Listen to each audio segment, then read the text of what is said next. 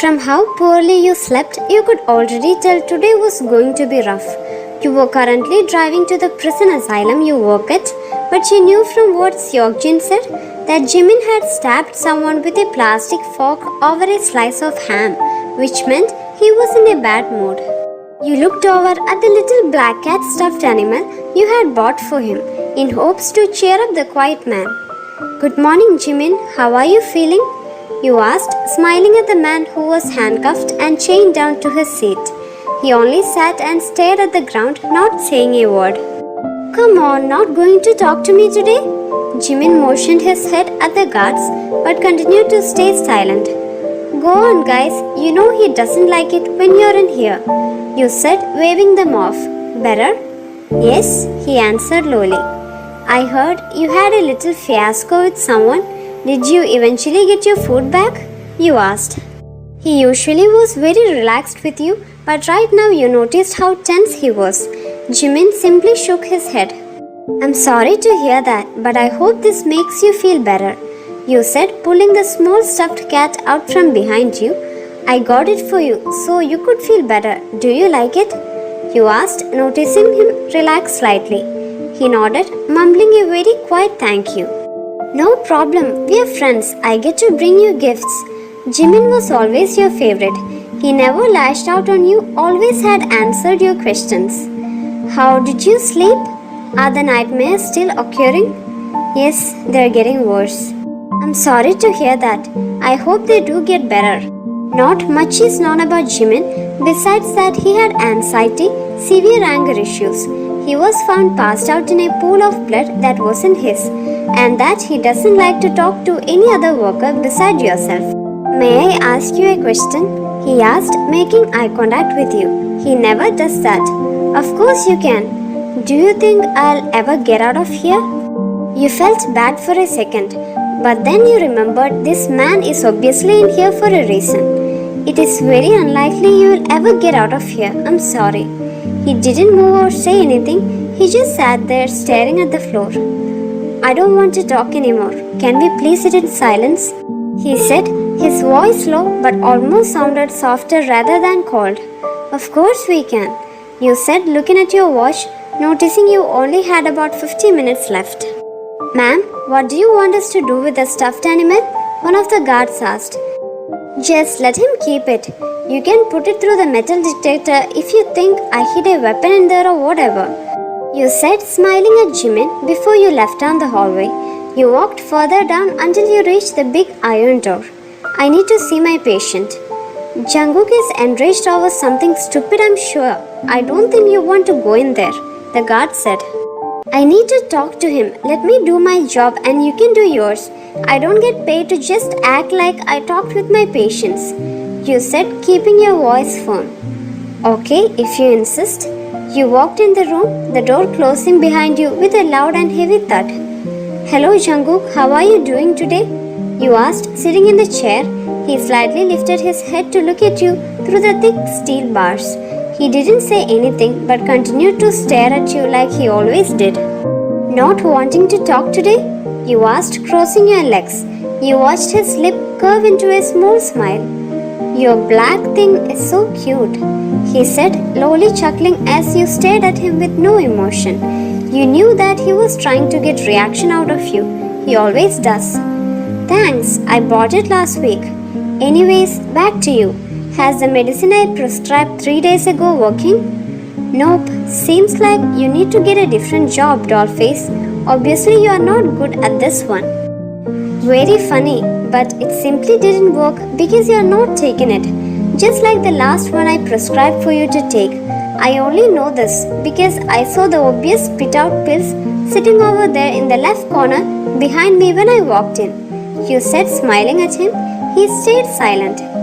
"Is there a reason you are not taking any of the medicine I prescribed for you? It would help you a lot through your anger issues and would calm your thoughts." I don't want help to calm my thoughts. I like them just how they are, he said. Then you heard a small clicking sound, but you chose to ignore it because it was probably the chains moving. Okay, then I'll make sure to tell them to stop giving you any medicine, you said. So the guards were telling me you're in a bad mood. Why is that? I threw my pudding cup at Big Boy standing on the right side of the door. He threw it at me like I'm a deranged animal, so I opened it and threw it back at him, he said, smiling. Oh, well, would you like me to have a talk with him?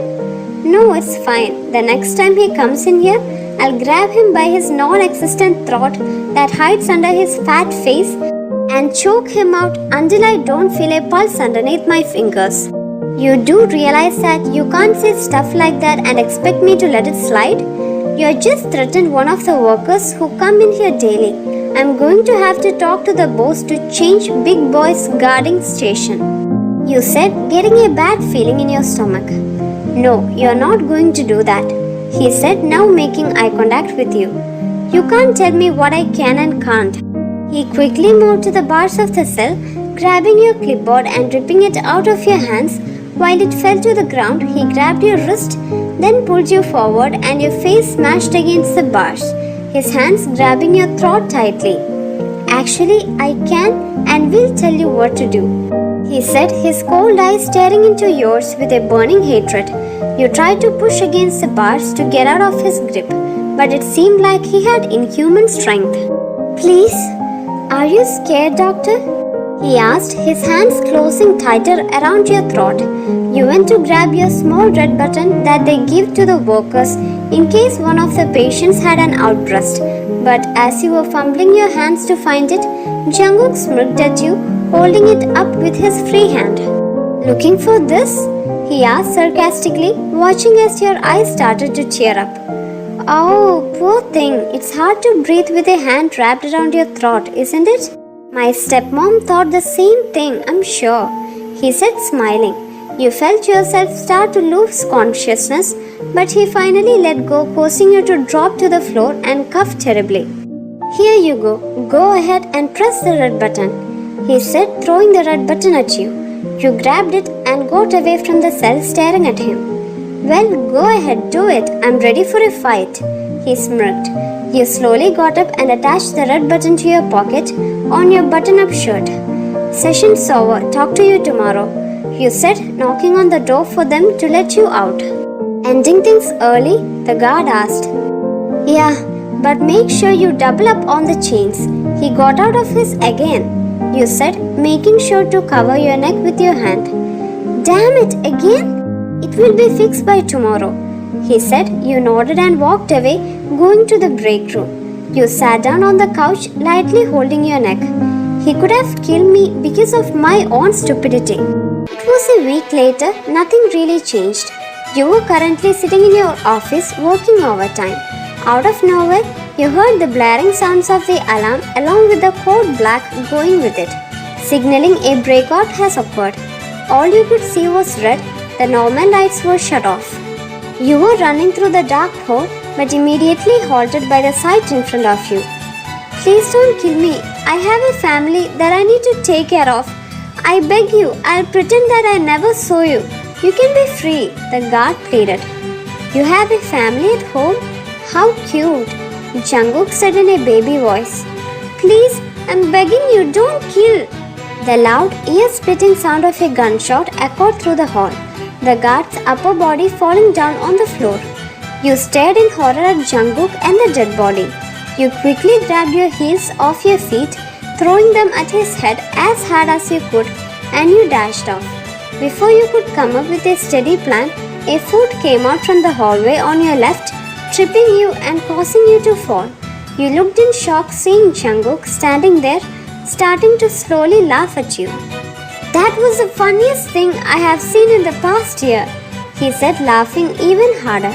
You knew if you moved, he would just shoot you. He's probably going to anyways, but you had to be smart about your situation. Just one moment, I can't stop laughing, he said, finally regaining his cool. Okay, now I'm done. Go ahead and beg for your life. If you were going to die from him, You were definitely not going to beg for your life. He quickly dropped down on the floor, pinning you down as he sat down on your thighs and had your hands pinned down with one hand, the other holding the gun to your head. Come on, Doc, give me a little whimper and beg as you start to cry for me to let you go, he encouraged. No. No? Are you telling me no in this situation? Oh, come on now, I thought you were smart. If you're going to kill me, then just kill me and get it over with, you said, trying to mask your fear by using anger, which wasn't working because it was obvious that you were shaking. No fun, he said, smirking at you as he got closer to your face. You know, with your tight little skirt and your button-up shirt, you look so cute. It's like you're trying to do me, he teased, licking your neck and biting your earlobe. Please don't do that, Jungkook, you said, watching him get excited. Oh, so me messing with you bothers you, but holding a gun on your head doesn't? You sure are strange, Doc. Jungkook smirked, looking like he was getting even more excited over something else. He quickly got off you, grabbing you by your neck to pull you up. Take me to your car now, he smiled. Why? You asked, your eyebrows furrowing. Are you seriously asking that? Just take me to your damn car unless you want your blood to be the new paint on these walls, he demanded. There you are. I was wondering when you would show up. My God, you took forever. Jungkook said. You tried to look behind to see who he was talking to, but he quickly grabbed your hair, making you straight. Mind your business. Such a good girl. Do you see how good she is being for us? You reluctantly went to your car, unlocking it. Alright, get in and take us to your house. Don't try anything funny, he warned. Jungkook quickly got in the passenger seat, surprisingly buckling up. Don't look at me like that. I'm a criminal, not a dumbass, he states. You nodded and quickly driving away from the building. The SWAT should be there soon. To see who was in the back seat, you looked in your rearview mirror, seeing Jimin stare out of the window with a bored look on his face. You tried to keep your surprise hidden. You never thought him and Jungkook would know each other, let alone be possible allies or even friends. You pulled into your garage. I have a dog and a cat. Please don't, kill them, you said, not knowing if he would stoop low enough to kill a pet. I don't kill animals. I'm offended that you take me as someone who is that cold-hearted, Jungkook said, grabbing his heart and acting hurt. Nice house, by the way. I didn't know you were rich, dollface, Jungkook said, smirking at you because you got slightly flustered from the sudden nickname. You unlocked your door, your kangal named Kane greeting you. Hi, my boy. You faked excitement, greeting him how you usually would, because he's always so happy to see you, and as a dog, he doesn't understand the situation. You have a kangal? Are you kidding me? Jungkook said, being slightly on edge because of your dog. He's nice, you quickly said, walking away and whistling for him because you didn't want them to hurt him. Even if Jungkook says he doesn't hurt animals, you weren't going to trust him.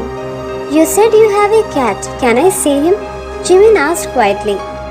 And yes, you can. I don't know where she is at the moment though, you said. As long as I act natural, they won't think I'm making a plan to get them caught. Jungkook started walking closer to you, but you quickly got backed up. Get away from me, you said, walking back slowly. What's wrong, dollface? Are you scared of me? He asked, a wicked smile slowly forming on his lips. You're going to kill me, aren't you? You asked, feeling dread once you saw the smile on his face grow. Yes. You knew it. He really was only keeping you alive to just kill you later. You're going to die. Jungkook? The dog, Jimin mumbled. You quickly looked at Jungkook and then down at your dog, seeing his hair start to stand up on his back, his tail no longer wagging. I'm sorry, please don't hurt him. He's only getting like this because of my reaction, you quickly said. Kneeling down to your dog and telling him to be a good boy, which he sat down, letting out a little huff which made you smile because it was cute. Good boy, you said, petting him. You know, being scared about it isn't going to help. Everyone dies. Your life is just going to get cut short. Happens to the best of us, sweetheart. Jungkook said. Shut up. Excuse me? He quickly asked, turning around to face you. I said shut up, you repeated.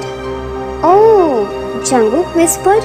A menacing smile appeared on his face.